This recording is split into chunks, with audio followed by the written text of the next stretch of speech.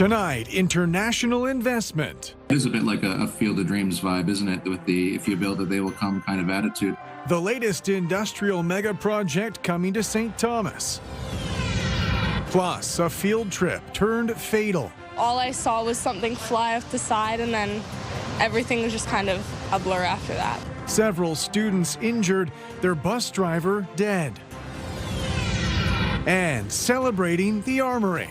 I want to show them where history was made and where the people trained and where they enjoyed themselves. The London landmark turning 120 years old.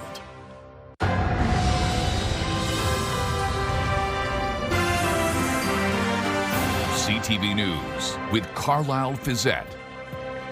Good evening. Thanks for joining us. We begin tonight with the federal government initiating dispute settlement proceedings against Stellantis over the company moving production from Canada to the U.S. Mike Couture has more on this act of trying to hold the automaker accountable. Industry Minister Melanie Joly says today's action is based on the belief that automaker Stellantis did violate the billion-dollar contract signed with the federal government. If you make promises and then walk away, you will be held accountable. A blunt message for Stellantis from the federal government. Before being questioned by a parliamentary committee, the industry minister said Ottawa is going after the car maker. We'll start the 30-day period of the formal dispute resolution process in order to bring back production at the Stellantis Brampton facility. In October, Stellantis announced it was moving production of its Jeep Compass from its Brampton, Ontario plant to Illinois. In response, the government capped how many vehicles Stellantis and GM can import tariff-free into Canada. Going to the dispute resolution process could be risky, according to this trade lawyer, because the automaker could play hardball. I think what they would say is, look, Canada, if you really want to do this, take this approach, then, we might give you your money back and say goodbye to you. And your government committed thousands, millions and billions. In a sometimes combative exchange, Conservative members of the parliamentary committee demanded to know if the contract with Stellantis spelled out job commitments in Brampton. Documents related to the building of the battery plant in Windsor, obtained by CTV News, clearly state Nexstar Energy and Stellantis committed to creating and maintaining 2,500 jobs at that plant. The contract for the Brampton plant has not been released. She could have been very clear if her government made a 3,000 job commitment for Brampton or a broader Canadian footprint agreement. She was not clear on that. That tells me there isn't one. Minister Joly told the committee the car plants in Windsor and Brampton are linked, as are the contracts. Adding MPs will be able to see that when the Brampton contract is presented at another committee. Mike Couture, CTV News, Ottawa. Officials in St. Thomas are lauding a major international investment announced last week. Upwards of 1,000 new jobs could come with the project, which, as Rita Ismail reports, could offset recent concerns about job losses, especially in the auto sector. The city of St. Thomas is charging ahead in the race to build Ontario's electric vehicle supply chain. It is a bit like a Field of Dreams vibe, isn't it? With the if you build it, they will come kind of attitude. Norwegian company Vinode, a global leader in sustainable battery materials, has announced it will build its first North American synthetic graphite plant at Yarmouth Yards. Vinode's products are a key ingredient in lithium-ion batteries, including those made at nearby Volkswagen-backed PowerCo Gigafactory, although no agreement has been made between the two as of yet. There has been a very public announcement about a GM contract that they have in the U.S. So initially, that's the driver behind the investment in St. Thomas. In a statement, the company's CEO says, "We've chosen St. Thomas for our first North American large-scale plant because it offers everything we were looking for, a pool of skilled talent, world-class infrastructure, and a low-carbon electricity grid, all close to our customers." The company says the new plant will produce high-performance, low-emission synthetic graphite, a critical material for the next generation of electric vehicles. We've been working with them for a while, and their team is incredible. It's obvious that they care about their people, and it's impressive how focused they are on sustainability. Production is expected to begin in 2028, creating about 300 skilled jobs at first and up to 1,000 once the plant reaches full capacity. We have a 1,500-acre industrial site. Obviously, some of that's taken up with roads and other utilities, but PowerCo is using just under 400 acres. Well, I know it's going to be just under 150 acres for now.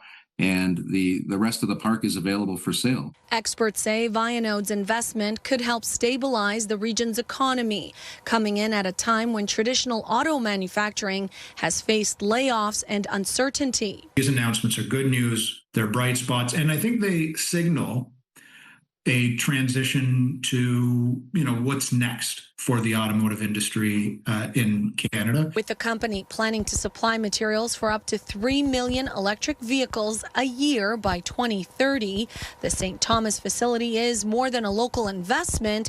It's a statement about Canada's place in the global green economy. Rita Ismail, CTV News. Officials with the Nexstar battery plant say they're ready to launch production in Windsor later this month. However, the facility won't just be about EV batteries. As Sanjay Maru reports, a bigger factor could be the growing demands in energy in artificial intelligence.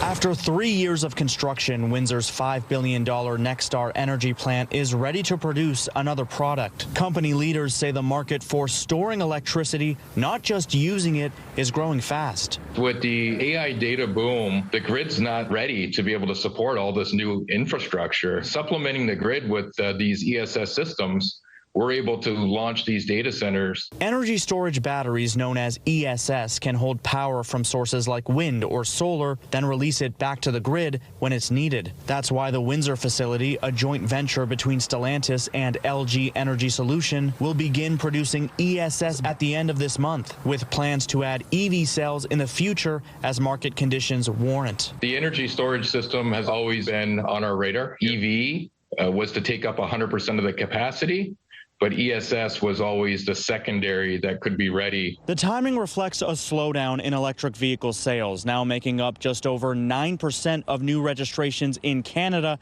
down from nearly 19% a year ago. There is no more EV incentive. That $5,000 rebate that the federal government would give anyone that made a purchase of an EV, that's gone. Automotive News Canada digital editor Greg Layson says U.S. policy changes are also playing a role, with Donald Trump rolling back EV incentives and easing rules for gas-powered vehicles, making them more affordable. According to Layson, all this makes leading with ESS a practical move for Stellantis as the EV market looks to stabilize. This is probably a good pivot for Nexstar and Stellantis in the short term. But according to the company, this short-term play will not affect its long-term mission or hiring targets. Currently, we're just over 1,050 employees. We continue to hire 50 to 100 employees per month, and we're still striving towards our original goal of 2,500 employees at Nexstar. In Windsor, Sanjay Maru, CTV News. Good evening. It was a wet and windy start to the week. We still have special weather statements indicating strong gusty winds in through Haldimand, Norfolk and Niagara, as well as the Bruce Peninsula. The winds will start to ease off in the next few hours. The temperature in London on the hour, 10 degrees. In Midwestern Ontario, 9 to 11. So the sunshine made an appearance with the passage of the cold front, but we still have a few showers moving through the Bruce Peninsula and in and around Toronto. That frontal boundary will drive all of that rainfall off to the east as we head overnight, and high pressure continues to build in. Skies will be clear, the winds easing off, and the temperature starts to dip down. We'll be at 6 degrees at midnight, but we drop into the low single digits across the area. Some sunshine in the forecast for your Tuesday, but this week we're going to be up and down in terms of weather systems moving in rounds of rainfall. We'll have the timing when we take a look at your 7-day planner in just a few minutes.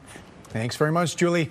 A bus driver was killed in a crash yesterday on the 401 near London. He was driving dozens of students from Kitchener to Leamington for a field trip when the bus left the road and ended up in the ditch. Brent Leo reports. A bus carrying more than 40 students crashed into the ditch on Highway 401 Sunday, leaving children injured and the driver dead. I was at the very back of the bus, so all I saw was something fly off the side, and then everything was just kind of a blur after that. We've got 42 passengers on board that school bus. 4 of which were transported to the hospital with minor injuries. And unfortunately, the driver of the school bus was pronounced deceased on scene. The bus was taking more than 40 students from Kitchener Collegiate Institute in Waterloo on a 3-day overnight field trip to Point Pelee in Leamington. They were headed to explore nature before the bus crashed just outside London.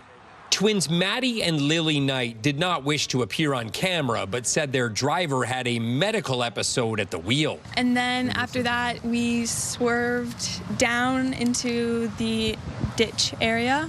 We hit another thing. We didn't know what it was, but we hit it. And then realizing it was a deer. And then we kept going straight and then slid sideways, and everyone fell on me because I was the side that hit the ground. We just opened the emergency hatch thing and just everyone kind of was helping people get out. Following the crash, the more than 40 students on board were transported by coach bus here to the East Lyons Community Center, where they were reunited with their families. Don't really know how I feel yet, but it was definitely scary. We have young people that, a little traumatic for them to experience something of this nature, and with our members and all first responders getting on scene to make sure that those students that needed care immediately were taken care of. The OPP Traffic Reconstruction Management Team is trying to piece together the cause of the crash and how the driver died. There's no assessment going to be made at this time until we look at all the facts. Brent Lale, CTV News.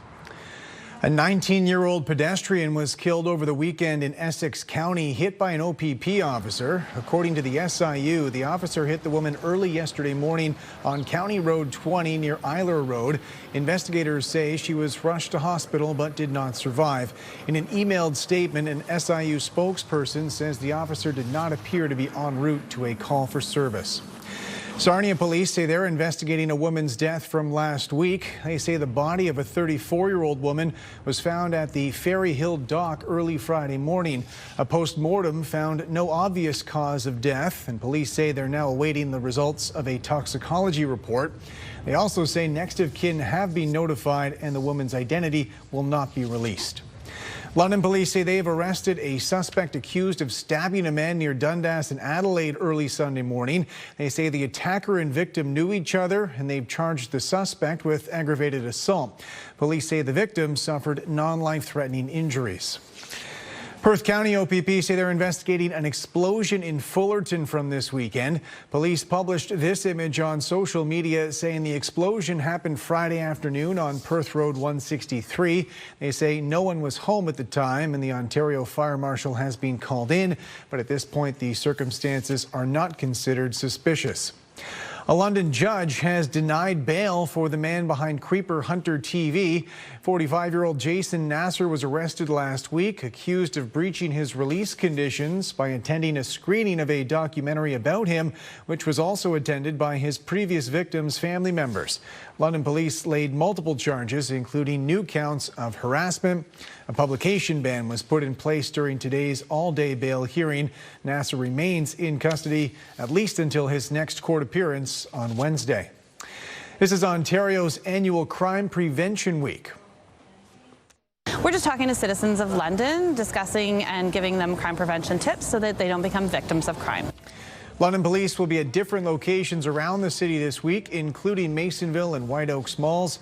They say a virtual session will also be available on Friday at 11 a.m., which will cover how to protect yourself if you end up in a dangerous situation. Obviously, crime rates are high and some people feel they're escalating, but we want to give their information so people can prevent themselves and also to encourage people to report crimes. Premier Doug Ford says he won't apologize for his anti-tariff ad, which President Trump blamed when he called off trade talks last week. With the latest on the questions put to Doug Ford today, here's Siobhan Morris. Trade barriers hurt every American worker. A week after it was pulled from U.S. TV networks, there's bigger bluster from the premier defending his anti-tariff ad featuring the voice of former President Ronald Reagan. There's never been an ad in the history of this world that has seen 12.4 billion views. On Friday, the Prime Minister revealed he hadn't wanted the ad to run at all. Did you inform Mr. Ford that this is something that you did not want to go forward with? Yes. Doug Ford doesn't want to fall into what he calls a bear trap of explaining who said what. I had a different recollection of our conversation. Sharing that Mark Carney did keep up the pressure. He called me from Asia a couple times and said, pull the ad. Not relenting until after trade talks with the U.S. abruptly stopped. No deal's better than a bad deal. And that's what President Trump wants. While Ford is unrepentant. I did apologize to the president. President was offended by the act, or by the ad, rather. Ford calls the "I'm sorry" the prime minister's prerogative, but it's not something you'd catch him doing. I'll never apologize to Donald Trump, ever. They put me on a stretching rack, I wouldn't apologize. The yeas are 50, the nays are 46. Ford credits the ad with reviving debate on tariffs in the U.S. Senate. Donald Trump has stopped the discussions because a TV ad hurt his feelings. 4 Republicans jumped over and voted against tariffs on Canada. But those are Republicans who'd already spoken out against tariffs before the ad was on television. It didn't sway any votes in the Senate. Right? It wasn't the greatest ad in human history. It was an unforced error. I wish the Premier would spend as much time developing a jobs plan for Ontario as he is looking at the number of views on his ad. Worried about communities like Ingersoll, where GM is ending production of an electric delivery van because of low demand. I want to tell you what one of the members said to me. He said, this ego clash is killing us. Despite all the back and forth over the ad, the Premier insists his relationship with the Prime Minister is still strong, and he believes Mark Carney is doing his best to reach a trade deal for Canada. At Queen's Park, Siobhan Morris, CTV News. London City Councillor Susan Stevenson is posting her concerns over harassment in a municipal housing department, responding to a pair of CTV News stories last week. I think that the public does want council to look into this, to provide the oversight, and to rectify the situation however we can. A former city employee filed a human rights complaint which confirmed she experienced workplace harassment by a department director. Stevenson says she's working with other councillors to bring their concerns to an upcoming committee meeting and has asked to see the original human rights report as well as data on severance paid out over the last 10 years. I'm all in favor of a whistleblower policy, even in terms of fraud and other things that people do speak to me about. To think that going to your councillor or the city manager is the best course of action, I don't think is the best way to protect the human resources and financial assets of the city. London firefighters have launched their annual campaign protecting people from carbon monoxide poisoning. One major goal of our Fire Master Plan is to develop relationships and partners in our community that can assist us in our never-ending goal to protect the lives of our precious community. Local firefighters say they expect to distribute more than 14,000 combination smoke and carbon monoxide alarms this year. The campaign runs through Carbon Monoxide Awareness Week, making sure the devices are handed out to London's more vulnerable households. These alarms will go directly into homes, many in vulnerable or underserved communities. They are simple devices, but they save lives. We know that working smoke alarms can reduce the risk of fatal fires by more than 50%, and yet too many homes still lack these essential tools. Project Zero helps close that gap. The history of one of London's most recognizable buildings will be celebrated this month. For decades, before the Delta Armories became a hotel that it is today, it served multiple military regiments. And this year, the Armory turns 120 years old. With more on those anniversary celebrations, here's Sean Irvin. This is the gun shed over here, and up above, that was where classrooms were. The past president of the 1st Hussars Association remembers fondly the time he spent in what is now the Delta Armories Hotel in downtown London. Well, this was not only the center of military activity, but it's also the center of social activity. Transformed into a hotel in the late 1980s, the Armory spent its first 73 years serving multiple regiments. While Londoners over 50 recalled its original purpose, the 1st Hussars want to educate others for the Armory's 120th anniversary. For starters, beginning Tuesday evening, the regiment will fly its flag on the building for the first time since 1978. We are reclaiming the Dundas Street Armories, yes, back to the first as ours, and also to all the other regiments. With the cooperation of the hotel, the week will also include a fundraising brunch and 2 days of indoor guided tours to areas that still relate to the original structure. I want to show them where history was made and where the people trained and where they enjoyed themselves. Now, to visualize the anniversary on a grand scale, period vehicles are going to be parked in front of the Armory on Remembrance Day.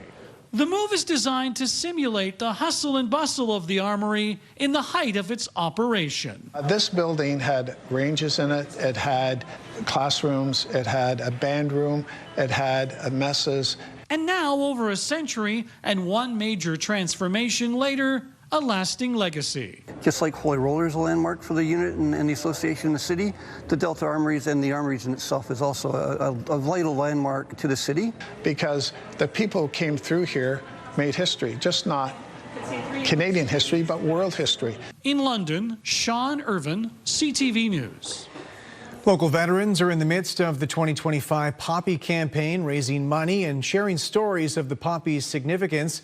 Members of the Vimy Branch 145 were at Covent Garden Market over the weekend. They say all donations they collect are used to support veterans through a wide variety of initiatives.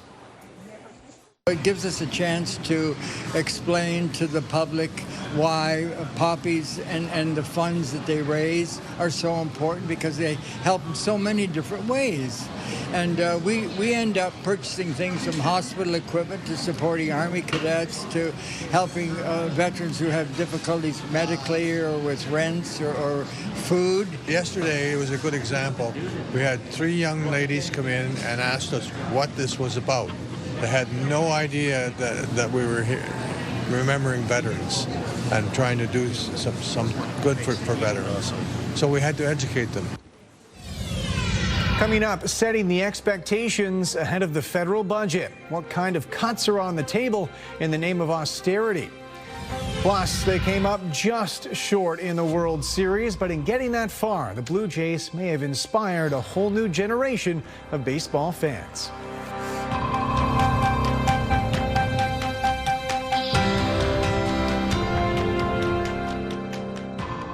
Download the CTV News app and stay on top of local stories as they unfold. We begin tonight with Ontario's latest. Customize your feed and watch live wherever you are. CTVLondon.ca, your home for news.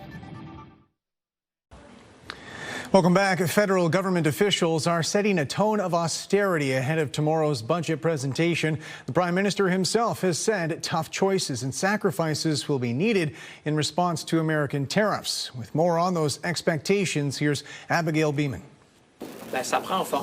In the pre-budget day new shoe buying tradition, the finance minister got hands-on at a factory, underlining build Canadian, buy Canadian. The budget tomorrow is all about, it's an investment budget. It's a generational shift. The government now only stressing investment. C'est un budget d'austérité et d'investissement. While in early September, just in French, Mark Carney also said austerity. Late October, a reference to sacrifices. We won't transform our economy easily or in a few months. It will take some sacrifices. Pounced on by opposition. All our young Conservatives are fighting for homes, jobs, and hope, and they refuse to sacrifice their future. We will not support an austerity approach. There will be big spending in that budget, which goes against, I think, the logic of austerity.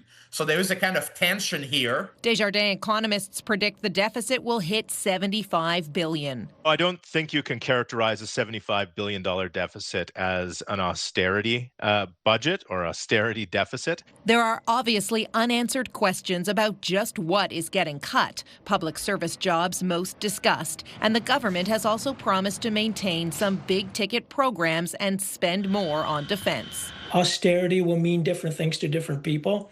And those who are most impacted will see the austerity. You can see public servants who are going to be impacted will view this as an austerity budget. The unions will view this as an austerity budget. The Liberals are just 3 seats shy of a majority, meaning they need some help from the opposition parties in order to pass this budget in the confidence vote ahead or risk heading to an election. Abigail Beeman, CTV News, Ottawa. Police in the Kitchener area say they're investigating how more than a dozen dogs were abandoned in a rural area south of the city. Look at this happy girl. Look at Daphne. Officials with a local animal shelter say someone passing by noticed the pack of dogs running loose along the side of a road. They say 13 young dogs were rescued and have now received care, but they believe at least 4 more are still out there in the nearby fields or woods. It's believed they were dumped from a puppy mill. The Toronto Blue Jays season ended in heartbreak this weekend, missing out on 2 opportunities to clinch their first World Series in more than 30 years. As John Venavalley-Rao reports, despite the ending, their run to the final was one to remember. While much of the country was caught up in Blue Jays fever for the last month, for those wanting to make it to the big leagues, the playoff run, regardless of outcome, was hugely inspiring. It gives me extra motivation to come in here. This Blue Jays team is really motivating. I'm here just getting working, trying to get to another level.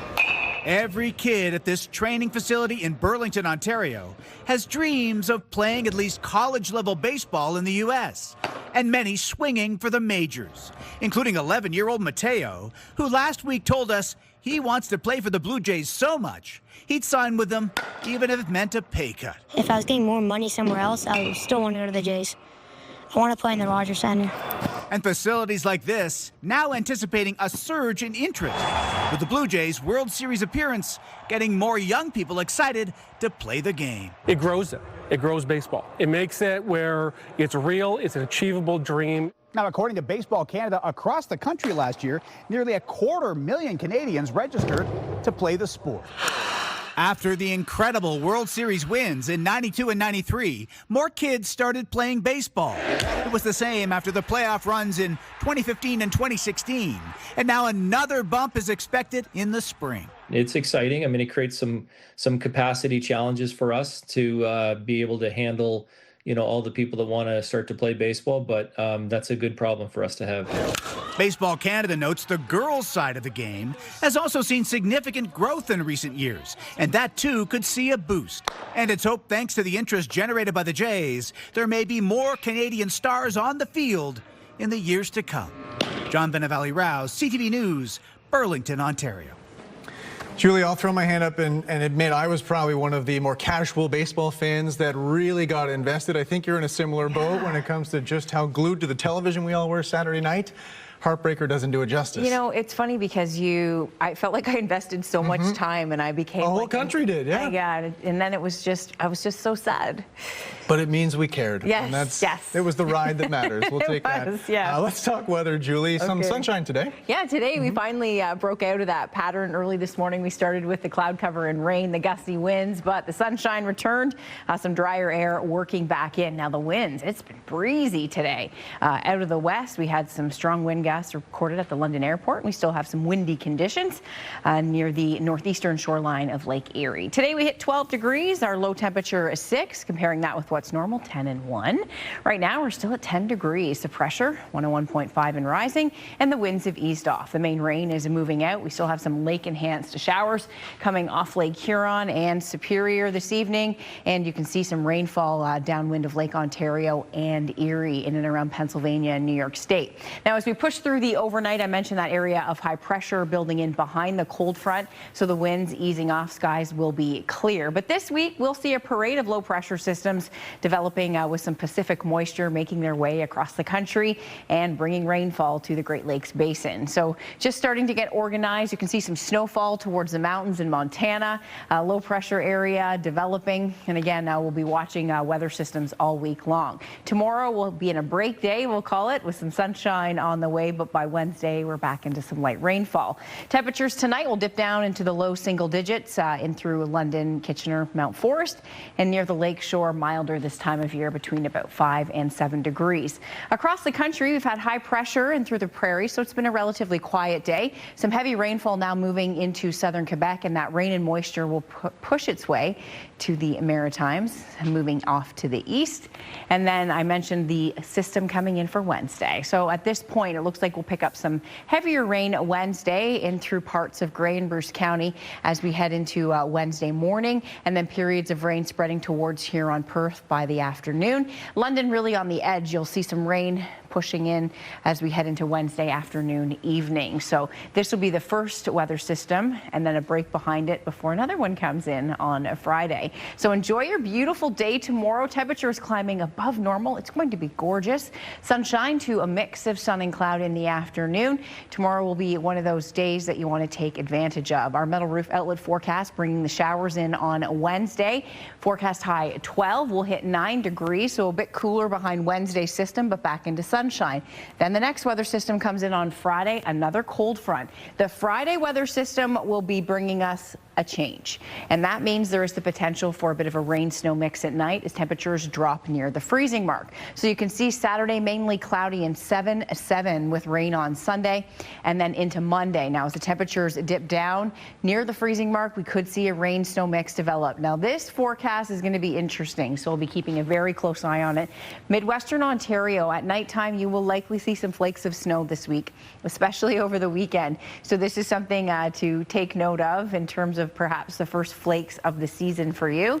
12 degrees with sunshine tomorrow.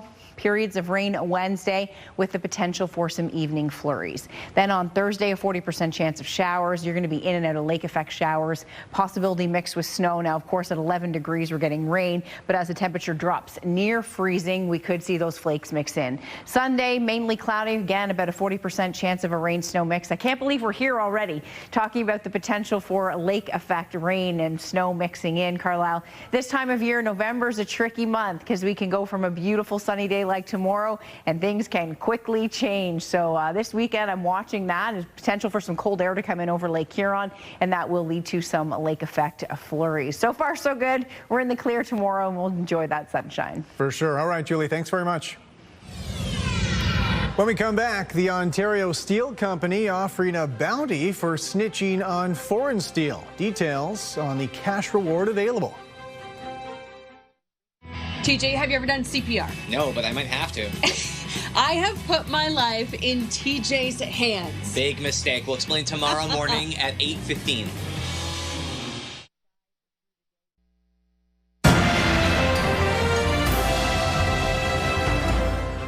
A Canadian billionaire is offering people $1,000 if they call out construction projects using foreign-made steel. As Bob Belichico reports, it's about shaming Canadian builders for not using Canadian products.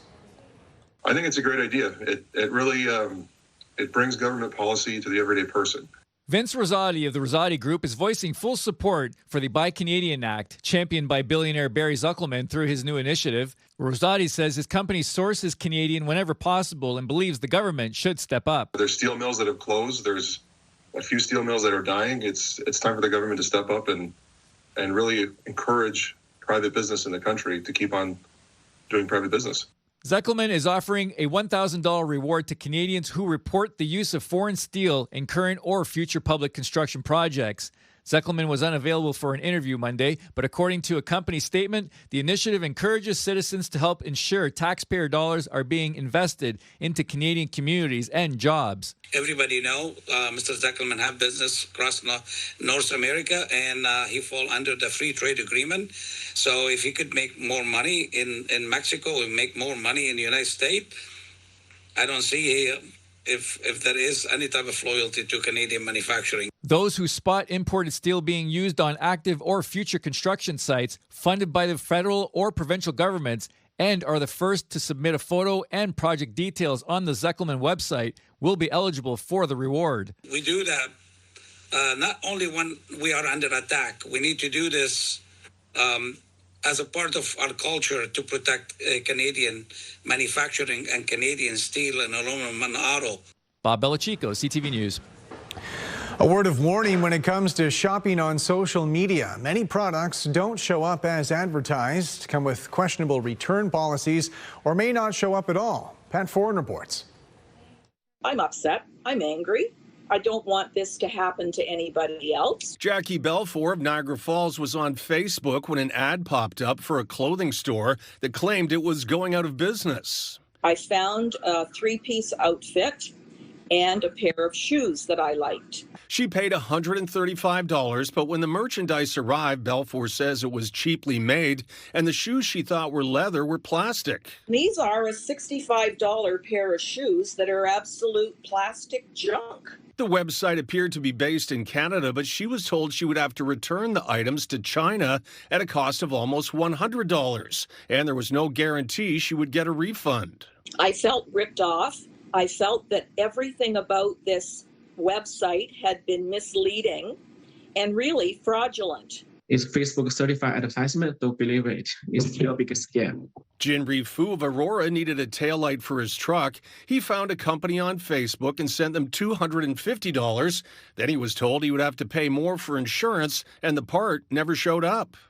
I feel like not comfortable because I trust the Facebook. They're getting very hard to distinguish between what's real and what's fake. Social media expert Janita Panu says while consumers may believe ads have been vetted by the platforms they appear on, she says that's not the case. Scammers are building these Facebook pages, running ads for a short period of time, and then they would collect payments and maybe never deliver on the product. To avoid ad scams, confirm you're on a legitimate website, use caution buying through social media shops, contact the company in advance of the purchase, and be suspicious of massive discounts and deals that seem too good to be true. If a price is so low that it doesn't make sense, chances are it's a fake ad. Pat Foran, CTV News. Gains in consumer cyclicals help push the TSX to a modestly higher finish today, up 14 points. In New York, the Dow lost 226, the Nasdaq added 110. The Canadian dollar fell a fifth of a cent. On commodity markets, gold gained more than $17 an ounce. Oil is up 7 cents a barrel. Still ahead, star power at the Forest City Film Festival. The local filmmaker honored with a Lifetime Achievement Award. Brad Paisley is bringing the Truck Still Works Tour to Canada Life Place on December 11th. And Pure Country 93 and CTV London, your chance to win. Enter online at ctvlondon.ca for your chance to score a pair of tickets. Welcome back. The Forest City Film Festival wrapped up its 10th anniversary edition this weekend. As Brent Lail reports, it's grown substantially in this time with some recognizable star power to prove it. The stars were out in the Forest City. Actor Hugh Laurie here to support his friend David Shore. Shore, a Lucas Secondary School grad, received the Forest City Film Festival's Lifetime Achievement Award for creating the show's house and The Good Doctor. This is pretty exciting. I'm hoping I'm young enough that I can can do it twice. Is that manageable? Shore had no idea Laurie was flying in from England to support him and do a Q&A session. When I was halfway across the Atlantic on Thursday, I thought, this is the stupidest thing I've ever done. This just makes no sense at all. But no, I'm so thrilled to be here, and it's so the award is so deserved. I can't believe it. I was so gracious of them, so wonderful of them to come out and support me. Yeah, it was shocked. David has changed Hugh Laurie's life. So Hugh flew in from the other London to this London to celebrate his friend. I think it's just a wonderful testament to friendship. In the 10th year of the festival, they screened 112 films, many of them award winners. Let's go. You're beautiful. You know that? It's called Nika and Madison, and it's about two Indigenous women who have an encounter with law, and then they decide to go on the run. Created by Eva Thomas, a filmmaker from Walpole Island First Nation, Nika and Madison was shot in the GTA using Canadian Indigenous actors. It has now reached 15 film festivals, including TIFF, and won Best Feature Narrative Film in Santa Fe. I feel like I have this big smile on my face because this is the festival where my family is going to come to, and I'm really nervous, but it's exciting to be here. We started this as a little grassroots thing around my dining room table with a 3-day festival, and now, 10 years later, it's a really special event that really shines a light on our city, and the best years are now ahead of us. Brent Lail, CTV News. Quebec held municipal elections yesterday with voters choosing a new mayor in Montreal. And I think people should be proud, and I hope that this is a message of hope, having somebody that wants to build bridges and bridges within our community, between Francophones, Anglophones, all the city. I think we have so much work to do in front of us, and I hope that everybody will do that with us. With 80% of polls reporting centrist candidate Soraya Martinez-Ferrada had 43% of the vote, a 7-point lead on the second-place candidate. Martinez-Ferrada served in former Prime Minister Justin Trudeau's cabinet before running to lead the Montreal Municipal Party. An East London community centre is set to resume operations tomorrow. City officials say a transformer blew Friday night at the East Lyons Community Centre. It's been closed since then while repairs were carried out. Staff say all programs will resume tomorrow with the exception of the pool. They say crews are still working on mechanical components with no timeline for when those will be completed.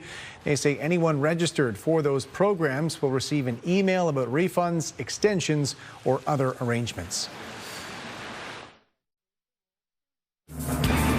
Thank you to Rudy Horvath for your photo submission. We're in the clear tonight.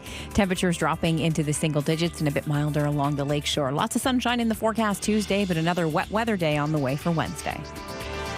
Canadian healthcare officials have launched a recruiting campaign targeting doctors in the U.S. who may consider taking their practice north of the border.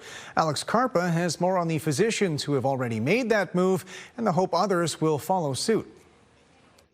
Dr. Jesse Krikorian recently left Michigan and moved to Manitoba for work. He began seeing patients earlier this month. I am so grateful to be here in Canada. This is quite an opportunity. He is a family physician specifically focusing on transgender health care. However, due to the current political climate in the U.S., he said he had no choice but to leave. I'm concerned with where things are right now with the restrictions in care, and I am especially concerned that things are going to get worse in the U.S. Dr. Krikorian is not alone. Dozens of other doctors have made the move north of the border. Canadian and American doctors have very similar training, and so efforts were made to streamline that process, and we applaud that. The president of Doctors Manitoba, Dr. Nichelle Desilets, said recruitment through targeted ads began last fall. And while it's been a success so far, she said the focus now has to shift to retaining these doctors. We need to keep looking at things like admin burden, keep looking at things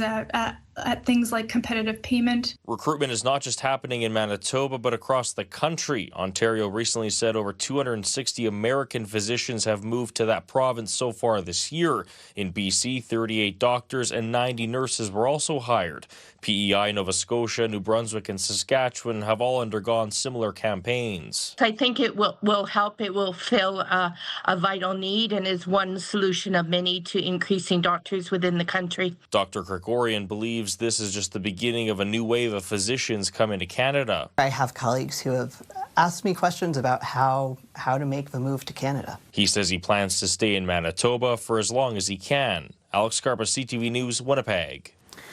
President Donald Trump says he will not attend an upcoming Supreme Court sitting determining the legality of his global tariffs. Without tariffs, without our being able to use tariffs freely, openly, and in every way, we would suffer tremendously from a national security standpoint. The national security of our country is at stake. I think it's one of the biggest decisions in the history of the Supreme Court. Starting Wednesday, America's highest court will begin hearing arguments stemming from a lower court ruling which determined Trump overstepped his authority when invoking the International Emergency Economic Powers Act, which imposed most of his current tariffs. Canadian politicians and industry leaders are expected to watch these proceedings closely. However, whatever ruling comes out of these hearings will not impact tariffs already in place on Canadian steel, aluminum, autos, and lumber. London's top stories. We have breaking news tonight out of Ottawa. The latest in the breaking news alerts. I'm tracking an area of severe weather. It'll start. And watch live. A development now to a story from City Hall we brought you. Download the CTV News app. Welcome back. Finally tonight, a family-run food truck serving treats this past Halloween. As Brent Lail reports, the parents may have supplied the startup money, but it's a trio of 13-year-olds who run the show. A love of nostalgic treats has led 13-year-old Triplets to open a food truck business. Triplet Treats.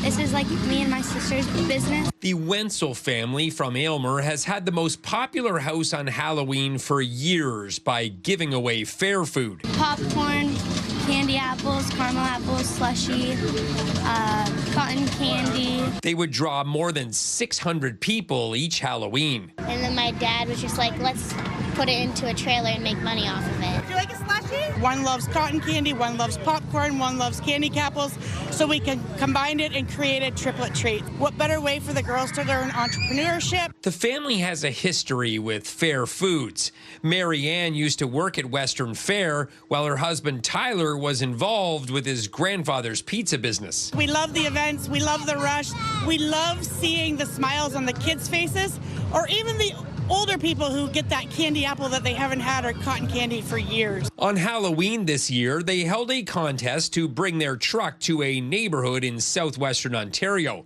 The winning selection was Florence Street in the northwest end of St. Thomas. They even added a charitable component by raising money for 10-year-old Zachary La Liberty, who's battling cancer. While the triplets' parents may have bought the truck, the sisters are doing the heavy lifting. Ainsley loves the payoff from hard work. Because I can see familiar faces and spend time with my family. It will be theirs totally run once they're a little bit older. Right now, we're just helping them out. But they skipped school today, but really they learned, I heard them adding, counting, doing the multiplication of how many prep we did for our house in town of bags of cotton candy, popcorn. It's life skills. It's been fabulous. Brent Lale, CTV News. That's it for us. Thanks for watching. For your latest local headlines, you can always head to our website. I'm back tonight with your late news after Monday Night Football. Bye for now.